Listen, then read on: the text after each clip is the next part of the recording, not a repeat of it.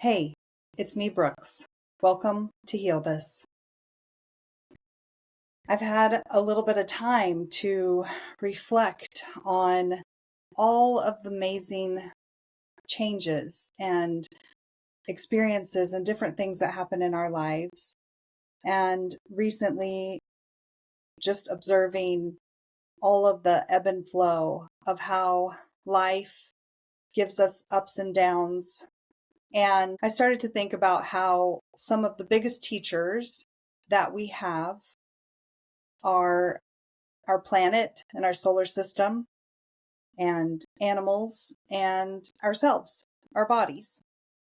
And if we really pay attention, we can see that everything has a new beginning and it comes to an end. There are seasons. We watch out our window as it becomes fall and winter, and then we'll change into spring and summer, and it will do it all over again. And every day the sun rises and it sets, and as we pay close attention, we can see the moon going through all of its phases. But also, we have seasons in our lives where we are up, we're happy, things are great and abundant, and then we're down. Things are feeling very low and possibly scarce. And we have highs and lows, we have ups and downs, we have things that come into our lives and things that leave. But even inside of our physical bodies, we have seasons. We have new cells come to life and they also die off.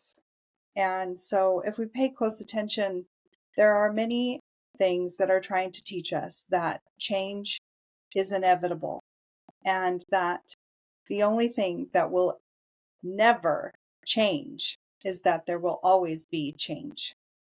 As we observe change, we can understand that there is purpose. And sometimes it doesn't really feel like there's a purpose, which will leave us asking the question, why? Asking the question why is basically going down a rabbit hole. So I want to offer this question. Show me how I can know.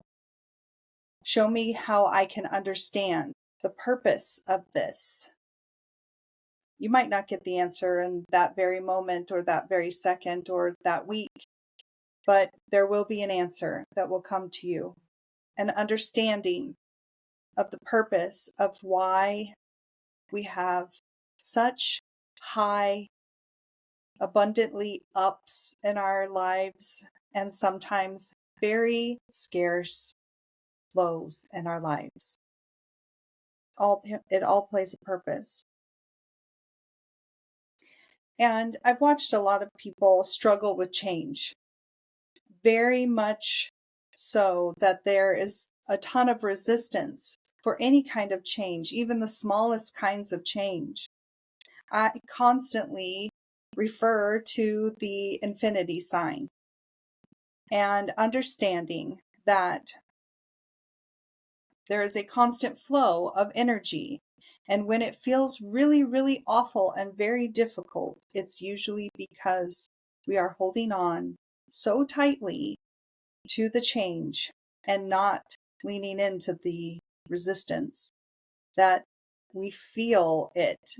We feel it in our body, we feel it in our thoughts, we feel it in our emotions, we see it in our life. It shows up all the time, everywhere.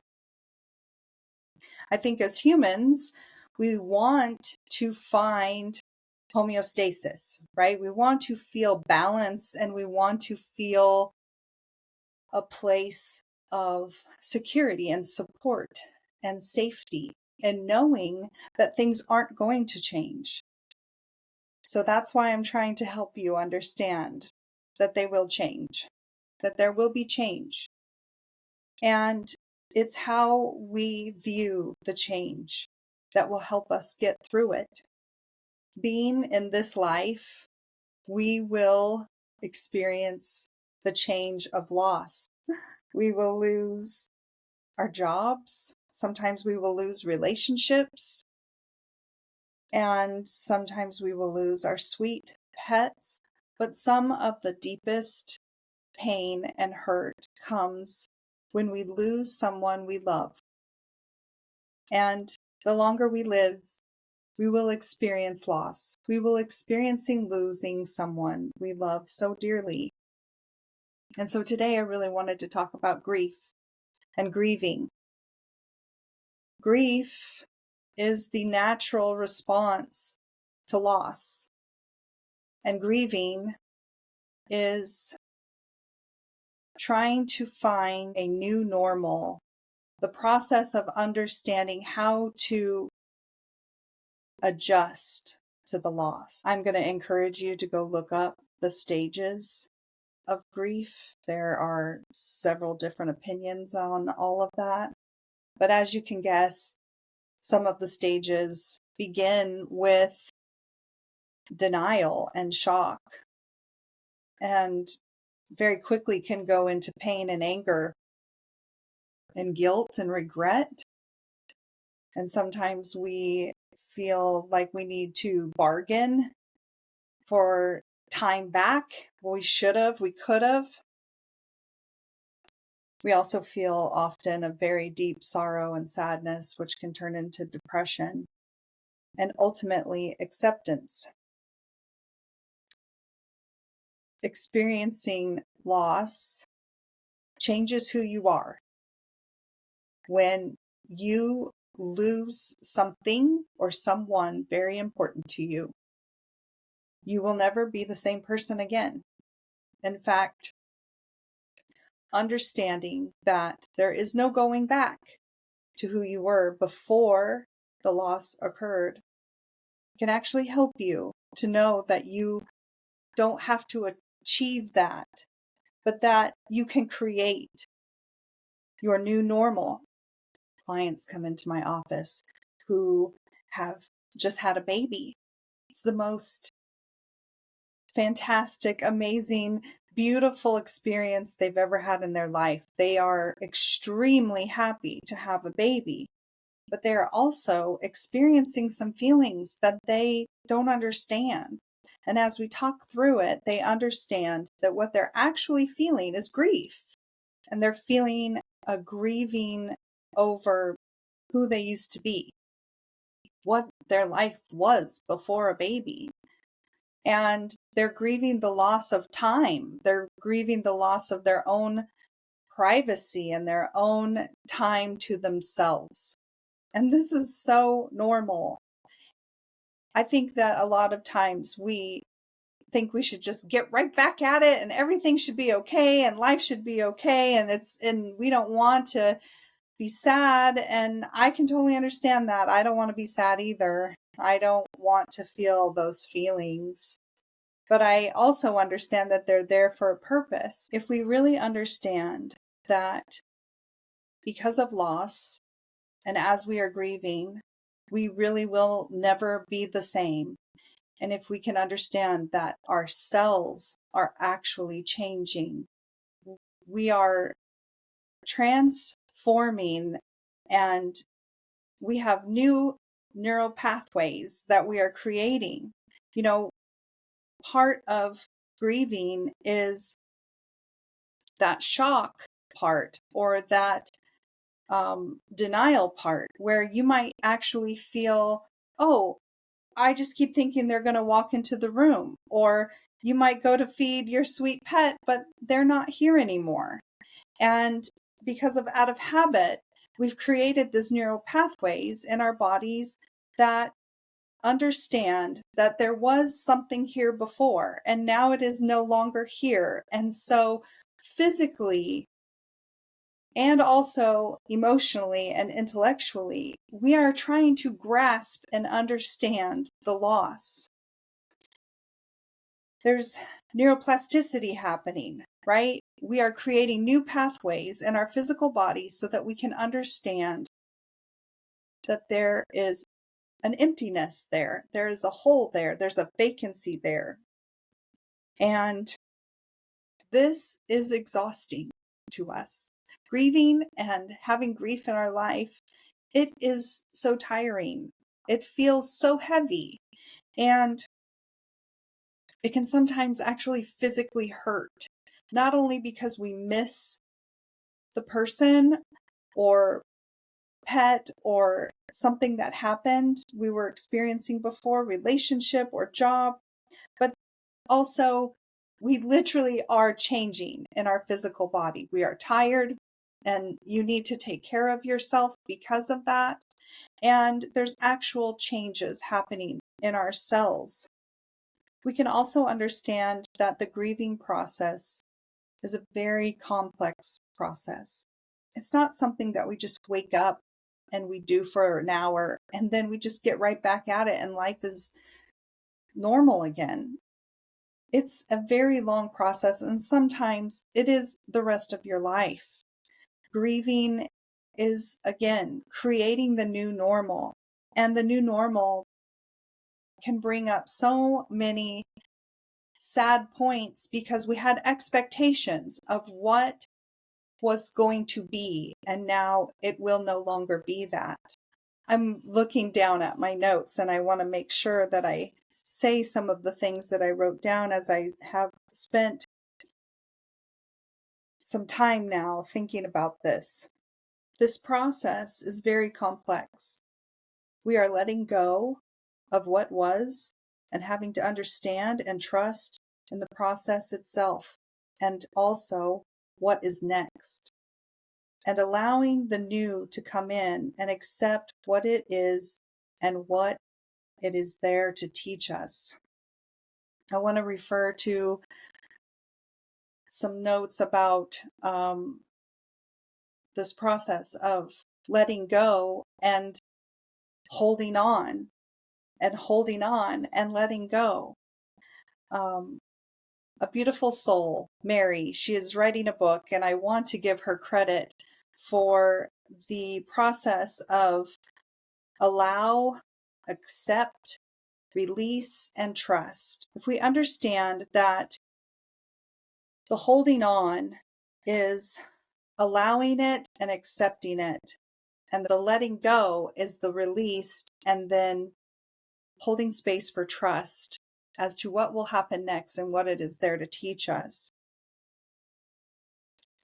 This is something that you can use in your meditations, and even if you're journaling or just your thought process.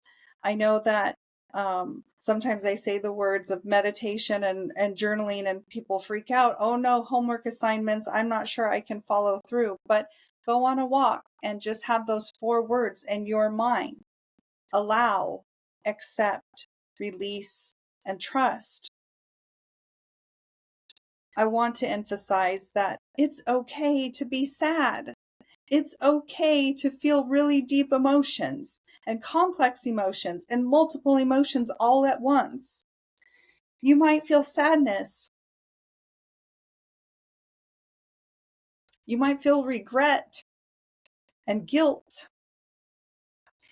You might feel feelings that you didn't even know you had or existed. You might also feel things like relief. I watched people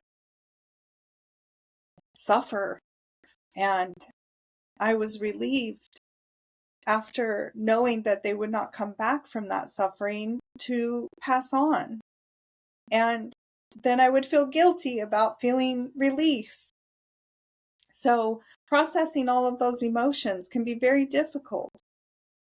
But if we can release and trust and then allow and accept what is our new normal, we might not know what that looks like, but trusting every day that it will be okay and it will work out.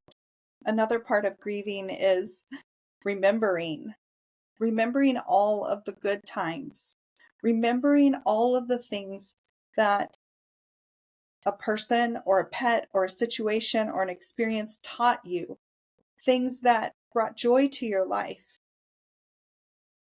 things that you will never forget. They're an addition to your life. And that is okay too, to have those moments where you feel happiness that that person or individual or an experience came into your life so that you could grow and you could expand who you are. I want to refer to traditional Chinese medicine teaches us that grief is associated with the lungs and the large intestines. And so, as I was speaking about before, how our bodies can teach us about change and how there are seasons, I wonder if you could just spend a moment with me, and as I'm saying all of this, maybe you take in a deep breath and you hold that deep breath. And as you hold your deep breath in your lungs, and your lungs are very full of air, you will start to feel the pressure. You might actually even feel burning and this desire to release. And as you release, you will feel peace and calm, and you will feel relief too. And our lungs teach us that these little tiny steps of holding on and letting go and holding on and letting go are a beautiful symbolism of what life is and what time is, and how there is always going to be highs and lows and pushes and pulls, the ebbs and flows of life. I'm grateful that the process of grieving and grief is a holding on and a letting go, and a holding on and a letting go, and that we don't have to experience all of it at one time. Could you imagine? It's been 11 years since my parents passed away. If I had to feel all the pain and suffering and grief and mourning, and then all of the other feelings that come along with that in one moment, in one day, I think I would explode. And so I am so grateful for the process of the holding on and letting go. And so just know that it's going to come in waves. There's going to be times where you are going to fall on the ground crying and want it to stop. And you might cry every single tear that you have. And it's okay to pick yourself up and to do something else. You know, I just recently said to someone, I don't want to feel this anymore, right? Like your brain is thinking, I don't want to feel this anymore. And then your heart will say, yeah, but we're sad. And so there's this tug of war back and forth between wanting to feel normal, understanding that it doesn't feel the same, and then also wanting to feel some kind of joy, but also needing the release of feeling sad. And so a lot of times it's easier to just turn all of that off and to not think about it at all. But I'm here to tell you, it's not going to go away. And so do what you need to do. Turn it off for a little while, but just know that it's okay to come back to it and to feel it and to feel happy and sad all at the same time.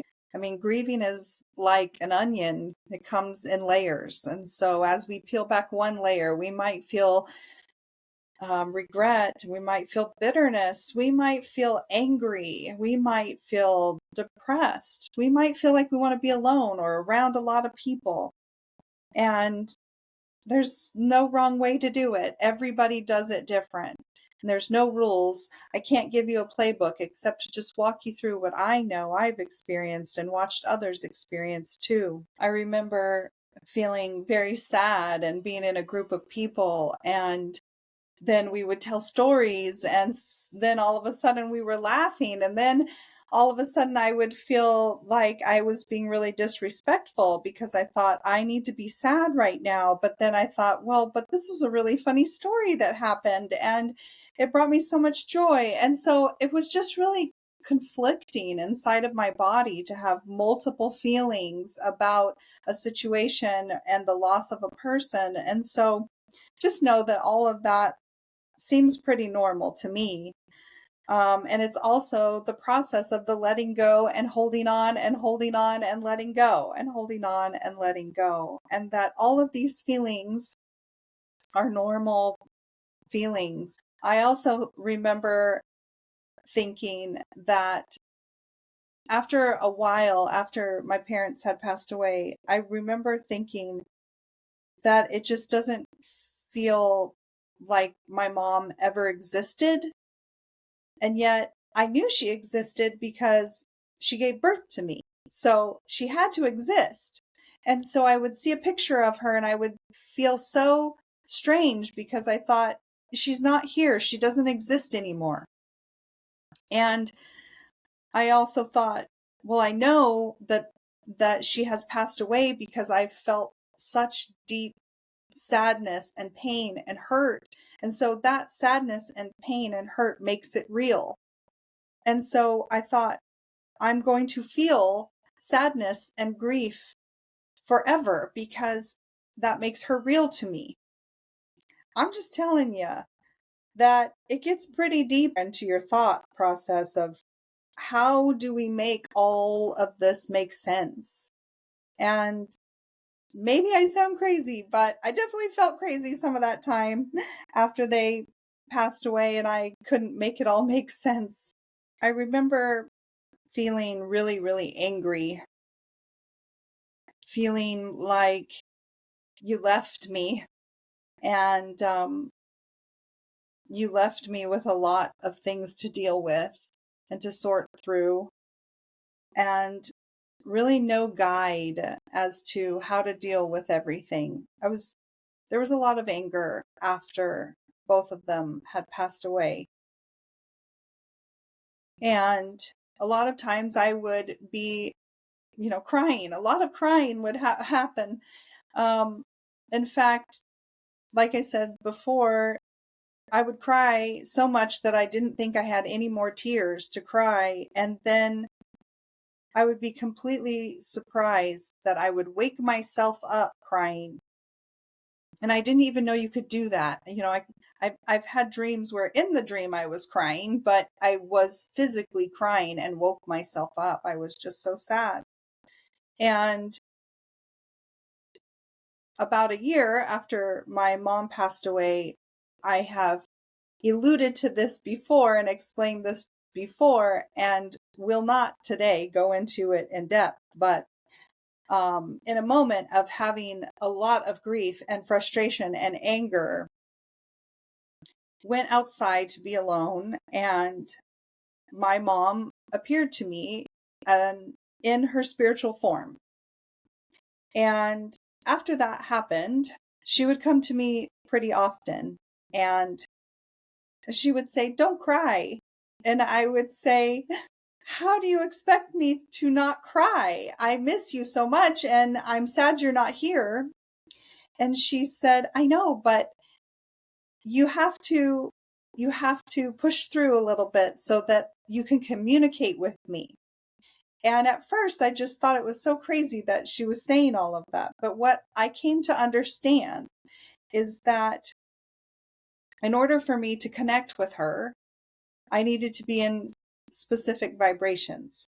And to do that, I had to watch how low of a vibration I was getting in when I was crying, if that makes sense. The sadder I was, the harder it was for me to communicate with her. But I needed to do that as a release, to let go, and then to have the ability to then hold on and trust what was coming, right? Some of that might not make any sense to you, and I'd love to talk about it more, but it was definitely a new way of me looking at everything and processing it. I want to go off onto a little tangent right now and talk about if you are possibly one of the people maybe on the outside of the grieving, you have a dear friend who's grieving, or a family member who's grieving a loss. I remember after my mom passed away, but my stepdad had not passed away, he said, we need to write a book about all the things people should not say and should not do when a loved one has passed away, because we were constantly surprised at what people thought was okay for them to say. um, and some of the things I'm going to say today are not the worst things, but I remember just being so upset, and then people would say things to me like, oh, they're in a better place, or oh, their suffering is all gone, and they are with God, or they're in heaven. And I remember thinking, I totally know that they are, but what I need from you is for you to say, are you okay? Do you need help? Because I kept thinking, I know they're not suffering. They're doing okay, but I'm really struggling with this. And I think it is okay to say whatever you feel your truth is. But my point is that by just trying to console someone by saying, "Oh, they're in a better place," that doesn't really help. That doesn't really change the fact that the people that are here are still sad, and that it is okay to miss them and to be sad and to be grieving the loss and trying to find the new normal. And so maybe that doesn't resonate with you, but it definitely would have resonated with me. And also know that there are going to be people out there who will not say or do anything. They will not reach out. They will not comfort you. And you might have people that you haven't heard from in years and years and years reach out and try to help you in your moments of grieving. And then there will be people who are very close to you who will not say anything at all. And to me, that is just them saying they don't know what to do. They don't know what to say. And it's also kind of where they're at in their grieving process that might still be triggering for them, and where they are and grieving a loss that they've had, and they don't know how to process it. And so this is just everyday life. People are struggling with loss. They don't know how to process it. And then you have other people who are doing okay. They're processing it all right. And there are no right or wrong ways to doing it. I want to go back to the part where I asked you to take in a deep breath and to hold it for as long as you possibly could, and then to release it. And when you're at the bottom of releasing that breath,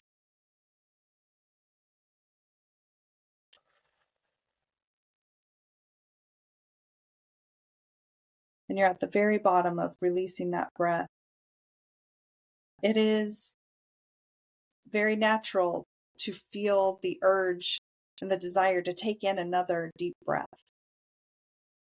That's what we're supposed to do.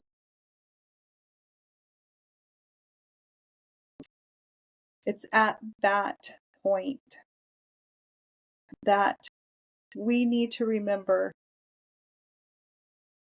that in the moments of grieving loss, one of the things that it's here to teach us is that we only have so much time here together,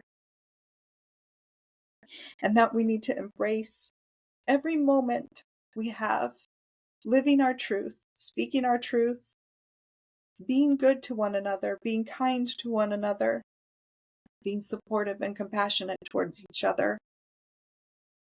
We are more alike than we are not. We are 99.9% the same, down to a cellular level. We all have to breathe air and drink water and eat food and sleep. And we all want peace and happiness and joy. Please tell the people in your lives that you love them, that you care about them, Please carve out some time to see them, to hug them, and be good to yourself. Be good to your body. You only get a little bit of time on this planet. So even during times when it's hard and sad and we're grieving, we need to find some kind of peace and joy. And I hope you will. And I also want to give you a little piece of hope to know that those that are no longer here in a physical form are still here on a spiritual, energetic form. They can hear you. They have a lot invested in you. They can hear your words. And when they have practiced enough, they will communicate with you through signs and through dreams. And I hope that you will take some time to stand in the grass and let the breeze pass over your skin and through your hair, and that you will speak to them, and that you will connect to something bigger than you and higher than you, and that you will remember that we are spiritual beings in a physical body, and we don't just go away after we leave our physical body. That's the trust part, right? All of this is here to offer some kind of help. If you need more help, please reach out. Please reach out to friends. Please reach out to a stranger that is trained in grief and helping and therapy. There's help out there. We can help you walk through this. You don't have to do it by yourself. So, Healthis, have a good day.